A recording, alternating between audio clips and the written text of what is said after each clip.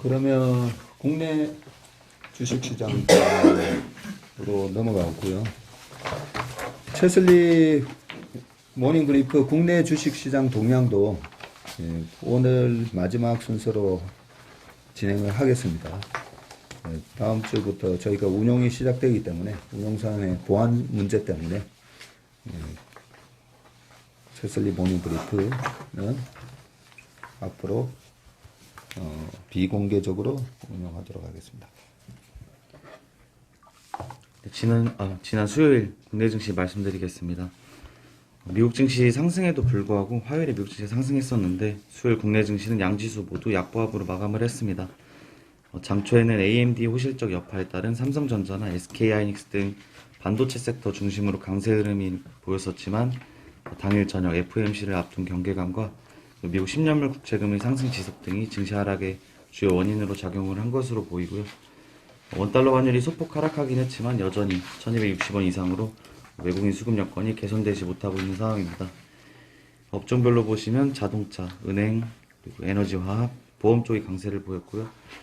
약세를 보인 업종으로는 반도체나 헬스케어, 그리고 필수소비재가 약세를 보였습니다. 특징 종목으로 보시면 대한항공이 실적 발표가 있었고요. 0.5% 하락했는데 시간외로 1%대 상승을 했습니다. 22년도 1분기 매출액으로 2조 8천억 원 기록을 했고 YOY로 60% 증가, 컨센서스 대비로는 1.7% 소폭 하회를 했습니다. 영업이익 쪽 보시면 7,800억 원을 기록을 했는데 이쪽 YOY로는 530%로 크게 증가를 했고 컨센서스 대비 31% 상회하는 호실적을 발표를 했습니다. 이익률 쪽 보시면 21년도 1분기에 영업이익률이 3%였는데 21년도 4분기에는 4%였고 22년도 1분기는 영업이익률이 28%로 화물수송이 전체 이익률 상승을 견인을 한 것으로 보이고요.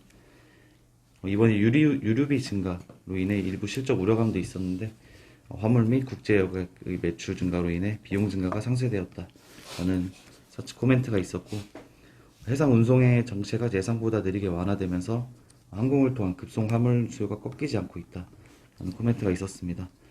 향후 전망 쪽 보시면 최소 상반기까지는 화물 운임 강세는 지속될 것이고 국제 여객 단가가 높게 유지되는 가운데 22년도 2분기 여행 규제 완화로 1분기 대비 탑승률까지 동반 상승하면서 22년도는 여객 그리고 화물이 동시 호황 가능성이 제시가 됐습니다.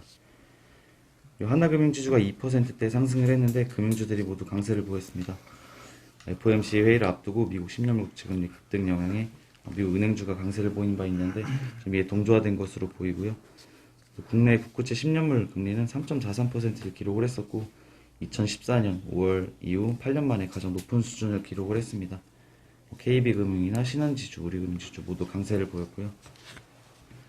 그리고 수요일에 한국전력이 3.6% 상승을 했습니다. 지난해 역대 최대 규모인 5조 8천억 원 적자를 기록을 했었는데 올해도 적자폭이 확대될 것이라는 전망이 지배적으로 나오고 있습니다. 하지만 10월 킬로와트당 4.3원 인상이 예정되어 있고 지난 3일 대통령직 인수위원회에서 전기요금 체계에 대해 원가주의 원칙 확립을 언급을 했었습니다.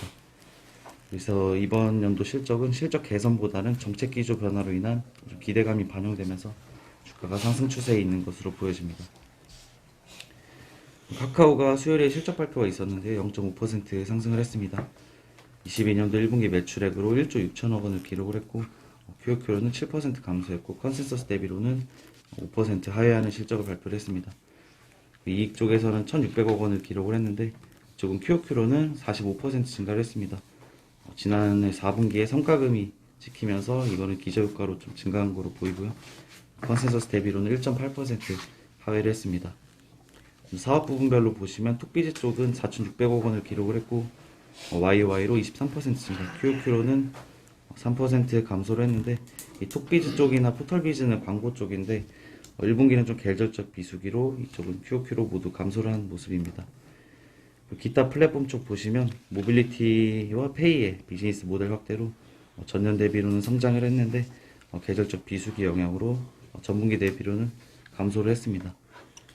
스토리 쪽 보시면 사내 맞선이라 웹툰이 흥행을 기록을 했고 그리고 피코마가 일본 웬만한 시장에서 1위를 유지하면서 성장세를 지속하면서 이쪽 사업 부분만 유일하게 YOY, QOQ 모두 증가하는 모습을 보였습니다. 사측 가이던스 보시면 톡비즈 사업 부분은 2분기에는 한 30%에서 40% 정도 성장할 것으로 전망하고 있는데 광고 사업부 성장률 둔화는 좀 글로벌한 현상으로 보수적으로 보는 시각이 좀 다수 있습니다. 기타 플랫폼 쪽은 2분기부터 거리두기 해제로 모빌리티 수혜와 카카오페이 MTS 출시 효과로 인해 QOQ로는 두 자릿수 이상 성장을 전망을 하고 있습니다. 카카오게임즈가 수요일에 실적 발표가 있었고요. 1%대 하락 마감을 했습니다. 22년도 1분기 매출액으로 2,600억 원을 기록을 했고요. 영업이익은 421억 원을 기록했고 이익 쪽에서는 컨센서스 대비 15% 하회하는 실적을 발표를 했습니다. 이번에 인건비 쪽에서도 지난해 대비 86% 증가했다는 공시가 있었고요. 모바일 게임 쪽 보시면 오딘 대만 출시가 성공적으로 출시를 했는데 일매출 10억 원대 후반 성과를 기록을 하고 있다고 합니다. 하지만 분기 말 출시 효과로 인해 좀 제한적인 매출 인식이 되었고 약 3일 정도 매출 인식이 되었다고 합니다. 이쪽 사업 부분은 1,700억 원을 기록을 했고 YOY로 190% 증가, QOQ로는 7% 감소를 했습니다. PC 게임 쪽은 매출액 규모가 좀 작은 편인데 이쪽은 신작 부재, 그리고 기존 타이틀의 자연 감소 지속이 되고 있다. 사측 코멘트가 있었고요. YOY로 70% 감소, QOQ로도 24% 감소를 했습니다. 기타 쪽 보시면 골프 대중화로 프렌즈 스크린 등 매장 수요가 확대되면서 매출 성장이 있었다고 하는데 이쪽이 745억 원 매출을 기록을 했고 YOY, QOQ 모두 성장을 했습니다. 그리고 향후 전망을 보시면 22년도 2분기에는 신작 우마무스 출시가 예정되어 있고 대만에서의 오딘 흥행 매출 인식 등 실적 개선 가능성이 있어 보이고 하반기에는 다수의 게임 출시 그리고 오딘의 일본 출시 영향으로 좀 상조하고 실적을 전망을 하고 있습니다. 52주 신고가 종목 보시면 산업재에서 3종목이 있었고요. 코스피에서는 한국항공우주, TYM이 있었고 코스닥 쪽에서는 효림로봇 한 종목 있었습니다. 이상입니다. 카카오가 시총이 39조 7,181억이네요.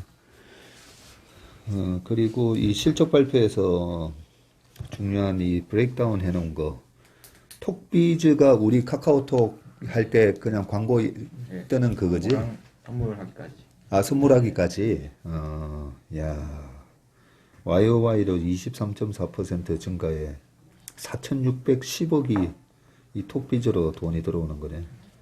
포털 비즈로 1,140억, 기타 플랫폼에서 또 3,110억.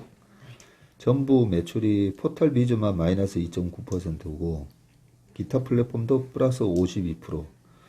스토리가 카카오 스토리인가 네. 보구나. 네. 이게 2,405억. 이것도 37.7% 증가.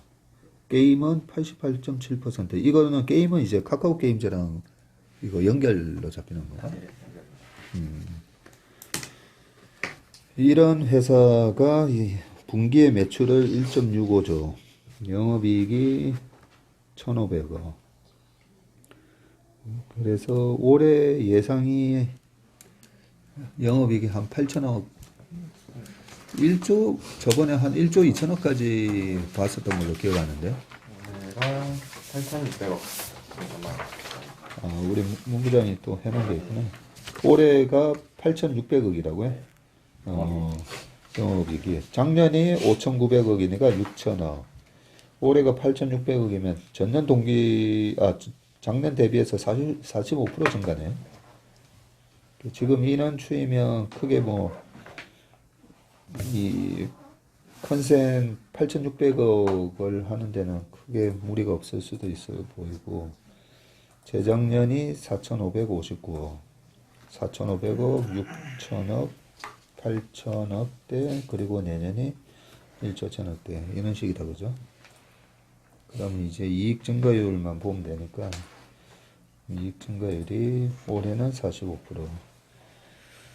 그리고 PER이 지금 딱 48.8배? 거의 이익 성장률하고 거의 PER이 똑같다고요. 그러면 카카오 얘기는 좀 이따가 다시 하도록 하시죠.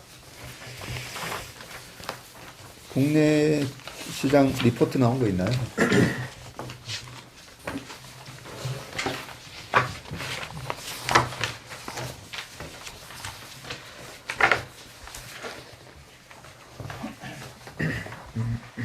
메리츠증권의 은경환 연구위원님께서 카카오뱅크 리포트 커버해 주신 거 발표하도록 하겠습니다.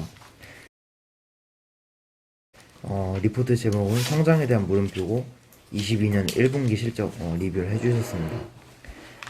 카카오뱅크 1분기 순이익은 668억 원으로 YOY 43.2%, QOQ로는 85% 성장했으며 컨센서스는 약 10% 하회했습니다.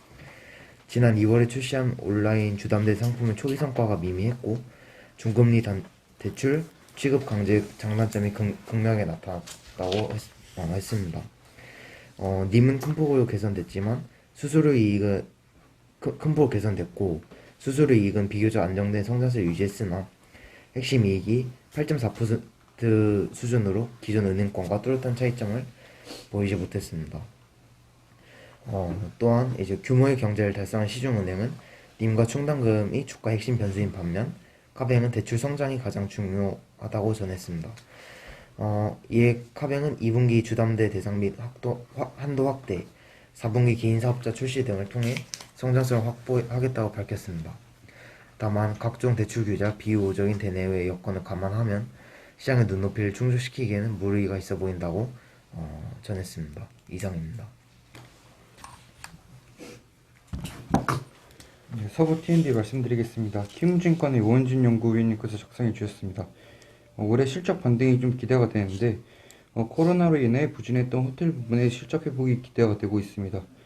21년도 4분기부터 내국인 이용률 증가에 힘입어 호텔 부분 분기 실적 흑자 전환이 좀 예상이 되고 있습니다. 호텔 부분에서 20년도에는 406억 원, 21년도에는 520억 원, 그 22년도에는 670억 원으로 기록하면서 연간 실적 또한 흑자 전환을 할 것이라고 말씀해 주셨고 신규 개발 사업 모멘텀입니다. 동사는 신정도 부지를 도시첨단 물류 복합단지로 개발하려는 계획하에 승인 신청서를 제출을 했습니다. 신정동 부지는 서울 시내 미개발 중의 사업 용지 중 최대 규모이고 이 회사 로드맵은 올해 하반기 승인 이후에 26년도 준공을 목표로 주거시설, 상업시설, 물류시설 등을 조성할 계획이고 자산 대비 가치 저평가 매력에 주목할 필요가 있다고 말씀해 주셨습니다. 다음으로는 파인테크닉스입니다. 키움증권의 오현진 연구위원님께서 작성해 주셨고 목표가는 17,000원 제시해 주셨습니다. 올 상반기 영업이익이 144억 원 전망이 좀 되고 있는데 동사는 2분기부터 차세대 폴더블 폰용 내장 힌지 생산에 들어가서 계절적 비수기 없이 분기별 실적 우상향이 좀 기대가 되고 있고 올해 사상 최대 실적이 가능할 전망입니다. 올해부터 국내 주요 제조사의 폴더폰 판매량이 연간 1,000만 대를 넘었을 거로 좀 예상이 되고 있고 동사는 주요 고객사를 통해서 글로벌 스마트폰 업체로서 납품이 가능하고 올해부터 중화권 업체 중심으로 글로벌 제조사의 진입이 본격화되는 것도 좀 우호적입니다. 목표가 주가는 17,000원 제시해 주셨는데 상반기 베트남 법인을 통해서 추가적인 생산 능력 확대가 완료되며 물량 증가 전망에 따른 선제적인 대응 및 자동차용 부품 등의 사업 확대가 가능하고 최근 인적 분할 발표를 통해 IT 부문 기업 가치 제고로 좀 기대가 되고 있습니다. 다음으로는 삼성바이오로직스입니다. KF투자증권의 오승택 연구원님께서 작성해 주셨고 목표가는 120만원 유지해 주셨습니다. 매번 병신되는 분기 실적인데 분기 실적 내용을 좀 말씀드리면 첫 번째로는 1, 2, 3 공장 풀 가동 효과에 따른 판매량 개선이고 두 번째로는 DP 그리고 CDU 매출 등 기타 부문 매출 증가 세 번째로는 높은 해외 매출 비중에 따른 환율 효과 등이 기인했고 특히 3공장 풀 가동 효과가 크게 반영되면서 펀더멘털 상의 이익 체력이 증가가 됐습니다. 2분기는 조금 약간 슬로우할 전망인데 2분기 실적은 1, 3 공장의 풀 가동이 유지되는 가운데 이 공장의 정기 유주 보수 역량으로 50% 정도의 수준의 가동률이 유지가 될 전망입니다. 통상 45일 정도가 소요되고 이에 따라 22년도 전체 연간 실적은 매출은 2조 원 정도 그리고 영업이익은 7천억 원 정도가 좀 전망이 되고 있습니다. 사공장은 22년도 10월에 부분 가동이 되고 23년도 풀 GMP 준비가 좀 예상이 되고 있습니다. 그리고 송도 제2바이오 캠퍼스 부지 매입 절차 동안 계획된 절차에 맞게 좀 순항 중이고 삼성 바이오 에피스의 100% 지분 확보로 2분기부터 연계 실적으로 반영될 예정입니다. 그래서 목표가는 120만 원 유지해 주셨는데 의상증자를 통해서 신규 상장으로 주식수가 증가했는데도 22년도 매출액 추정치 상향 조정으로 목표가를 유지해 주셨습니다. 이상입니다.